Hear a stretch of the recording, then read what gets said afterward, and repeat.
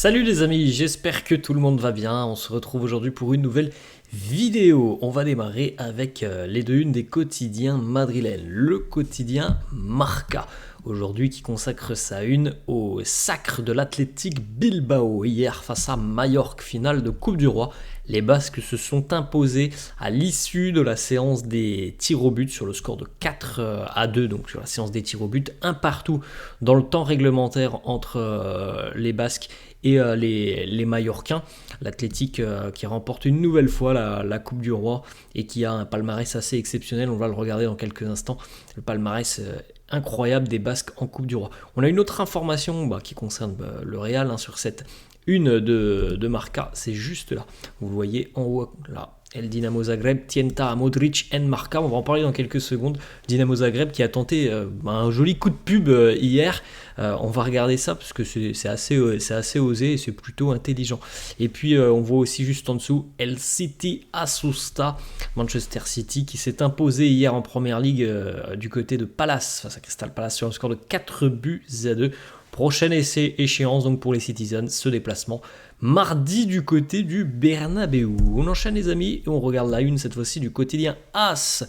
L'Athletic et le capitaine de l'Athletic qui soulève le trophée la Coupe du Roi, 40 años esperando esta photo. En ce qui concerne le Real, juste en bas, De Bruyne en modo champions, il a mis un but magnifique hier, le Belge Kevin De Bruyne. On peut noter aussi que Erling Haaland a retrouvé le chemin des filets, donc c'est quand même plutôt très positif pour Manchester City à J-2 maintenant de cette rencontre face au Real. On jette un petit coup d'œil les amis, regardez, ça aussi ça montre à quel point le football espagnol se porte quand même plutôt bien. Alors sur la scène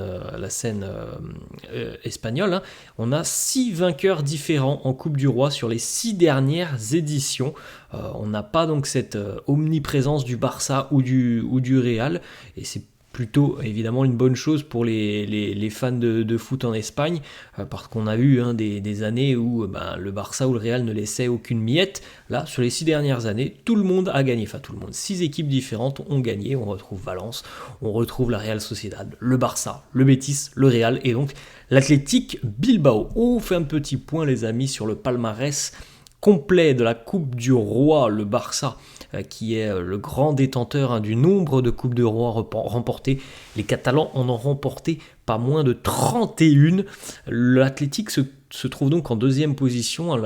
Les Basques en ont remporté 24, ce qui est quand même très très impressionnant. Et le Real, le Real qui n'est pas premier dans ce long palmarès des Coupes du Roi. Le palmarès du Real en Coupe du Roi, c'est 20 trophées remportés.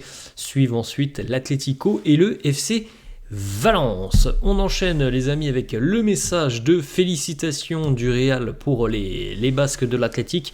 Félicitations à l'Athletic et à leurs supporters pour cette Copa del Rey 2024 bien méritée. Majorque est le prochain adversaire du Real en Liga la semaine prochaine, le week-end prochain. Je ne sais pas si les Mallorquins auront digéré cette défaite. C'était l'un évidemment des grands rendez-vous pour Majorque en cette fin de saison. Donc c'est peut-être une bonne nouvelle pour le Real. Il y aura certainement beaucoup de déceptions côté mallorquin. Après, ils ne sont pas encore tout à fait maintenus en Liga, même si ça devrait le faire quand même pour les Mallorquins. On continue avec une autre information qui concerne le Real. Potentiellement, il faudra que les merengues aillent chercher le titre de champion d'Espagne, puisque le Real retrouvera Majorque en janvier 2025. Si le Real évidemment est champion d'Espagne, le Real retrouvera Majorque donc pour la Super Coupe d'Espagne. Et puis le second, donc l'équipe qui terminera en deuxième position en Liga, elle affrontera l'Athletic Bilbao. On continue les amis avec le petit message de Vinicius posté sur les réseaux sociaux, un petit peu comme Rodrigo l'a fait le week-end dernier. Vinicius aussi a appelé le Bernabéu à se parer de blanc mardi pour la réception de Manchester City. Voilà le message de Vini. Wear white, support Real Madrid. Donc porter du blanc, supporter le Real. On enchaîne, on va du côté de Manchester City. Comme on l'a dit tout à l'heure, City s'est imposé du côté de Palace, avec donc une belle semaine pour les Citizens qui ont battu Tottenham et Palace à chaque fois en marquant 4 buts. Donc voilà, ils arrivent en étant, je pense, assez confiants.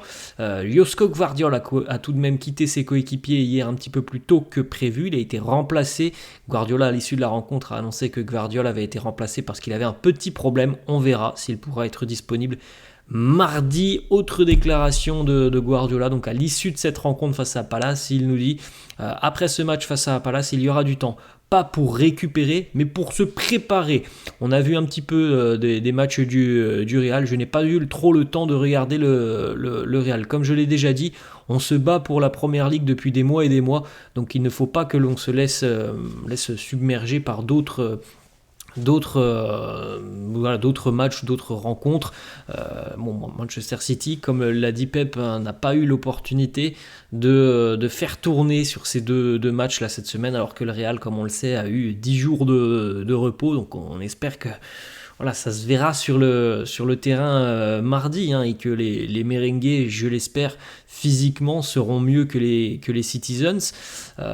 Et puis on verra, parce que City retrouve quand même quelques couleurs, et hier notamment le centième but de Bruyne sous les couleurs de City. Haaland qui retrouve le chemin des filets. Phil Foden, on l'a vu en milieu de semaine face à Tottenham. Alors il y a encore une fois quelques incertitudes dans le secteur défensif, mais voilà, ça nous promet encore une fois une très très belle affiche au Bernabéu mardi. On continue les amis avec une information Marca qui concerne la prolongation de contrat de Toni Kroos. Il n'y a qu'une seule condition qui a été posée par Kroos pour renouveler son contrat avec le Real, c'est d'avoir un rôle important. Le club, les entraîneurs, les dirigeants sont convaincus que Toni aura encore un rôle important la saison prochaine. On rappelle une nouvelle fois que Toni souhaite prendre sa retraite au plus haut niveau. Il pourrait le faire cette année parce qu'il est au plus haut niveau, mais la tendance, les amis, c'est bel et bien à une prolongation de Kroos d'une saison supplémentaire. On enchaîne et on regarde donc ce que l'on a vu tout à l'heure sur la une du quotidien Marca, le coup de pub du Dynamo Zagreb. Donc ça, c'était la une du quotidien Marca de la veille de ce samedi à l'aube de la finale de la Coupe du Roi. Vous le voyez sur le côté gauche. Et d'ailleurs, le Dynamo Zagreb a republié tout ça sur son compte Twitter. Donc ils ont acheté tout simplement le club. Le président du Dynamo a acheté une page du quotidien Marca pour mettre tout simplement l'image que vous voyez juste à côté de moi. Le maillot du Dynamo Zagreb de dos avec le numéro 10, floqué Modric, et puis en dessous on a deux hashtags, It will make sense and not giving up. Ça ferait sens et on ne va pas abandonner. Voilà, le message du Dynamo Zagreb qui croit dur au retour peut-être de Modric sur le sol croate du côté du Dynamo. Pour le moment, aucune décision n'a été prise par Lucas. Selon le quotidien Marca, il n'a rien décidé. Toutes les options sont encore possibles. Le Dynamo Zagreb, l'Arabie Saoudite, la Major League Soccer, et il n'écarte pas non plus la possibilité de continuer l'aventure avec le Real. On enchaîne les amis, on va du côté du Paris Saint-Germain. Une information de Fabrice Hawkins, journaliste RMC, qui nous annonce qu'il y a peu de chances que Ethan Mbappé, le frère de Kylian, suive justement son frère du côté du Real. Malgré le fait que depuis quelques semaines, depuis l'annonce du départ de Kylian, le PSG avait mis de côté la prolongation de Ethan. Il semblerait qu'il y ait peu de chances que le frangin de Kylian rejoigne le Real. On continue une information Fabrizio Romano qui concerne Franco Mastantuono, le joueur de River Plate dont on parle depuis quelques jours. Le Real a préparé un programme et un plan spécial pour aller le chercher. Il y a déjà eu plusieurs scouts de Chelsea qui sont venus, mais le Real a un plan spécial pour le suivre. Donc voilà, c'est l'information de Fabrizio Romano. Pour le moment, on ne peut pas dire si le Real aura la possibilité de le signer. On sait qu'il y a beaucoup de grands clubs européens qui sont sur le dossier. On enchaîne, on va du côté de l'Arabie Saoudite. Une petite déclaration de Karim Benzema questionné sur son avenir. Il a dit tout simplement que voilà, c'était pas encore le moment de discuter de son avenir. Et puis les journalistes lui ont demandé aussi pourquoi on ne voyait pas forcément la même version de Benzema cette année en Arabie Saoudite. Karim qui nous dit parce que ce n'est pas le même jeu, ce n'est pas le même joueur. J'ai besoin d'aide sur le terrain. Je ne peux pas gagner tout seul. J'ai besoin d'autres joueurs. Il y a beaucoup de choses. Ici, c'est différent. C'est ma première saison en Arabie Saoudite. J'espère bien la terminer et gagner. Bon. va pas se mentir quand même, je pense que Karim s'attendait à autre chose en Arabie Saoudite. Là, il est muet depuis le début d'année 2024. Il a laissé voilà, le débat ouvert hein, sur son futur. Peut-être un départ dès cette fin de saison hein, du côté de l'Arabie Saoudite pour Benzema. On continue les amis, on va du côté du Real. Alors c'est dans la catégorie U9. Vous avez peut-être vu passer d'ailleurs cette vidéo sur les réseaux sociaux. Si vous tapez son nom dans la barre de recherche Twitter, David Sanchez, vous allez voir ces vidéos. C'est la vidéo donc il y a plusieurs vidéos qui regroupent voilà, des moments de match de ce jeune U9 du Real qui est déjà surnommé le nouveau Messi, le successeur de Kylian Mbappé. Donc le club le club du Real hein, évidemment a demandé aux proches des jeunes joueurs de faire attention à ce qu'ils publient sur les réseaux. Cela peut impacter évidemment le développement des très très jeunes et la santé mentale de ces très très jeunes joueurs. Alors, quand vous regardez la vidéo, si vous n'avez pas vu, oui, c'est un jeune, il a 9 ans le petit et il a déjà l'air très très doué avec ses pieds. Maintenant, bon, déjà dire à 9 ans que c'est le futur Mbappé, le futur Messi, bon, c'est un peu précoce évidemment, et je pense que ça dessert tout simplement le joueur à cet âge-là.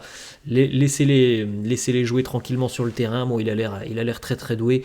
S'il continue comme ça, bah, peut-être que oui, dans quelques années, on reparlera de lui au plus haut niveau. Je pense qu'à 9 ans, il y a déjà eu beaucoup de jeunes qui étaient très très performants et qui au final ne se sont jamais révélés au plus haut niveau. En tout cas, c'est tout ce que l'on souhaite parce qu'il a l'air assez doué ce jeune joueur.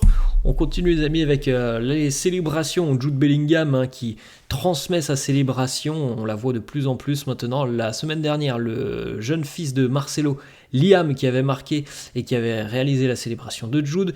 Hier, c'est le plus grand fils de Marcelo qui a marqué, Enzo, et puis il a de nouveau réalisé la célébration. Donc voilà, tout le monde apprend de Bellingham. On termine là-dessus les amis, c'est la fin de cette vidéo. J'espère que ça vous a plu. N'hésitez pas comme d'hab à lâcher un petit pouce bleu. N'hésitez pas non plus à vous abonner à la chaîne. Je vous laisse et je vous dis à la prochaine. Ciao.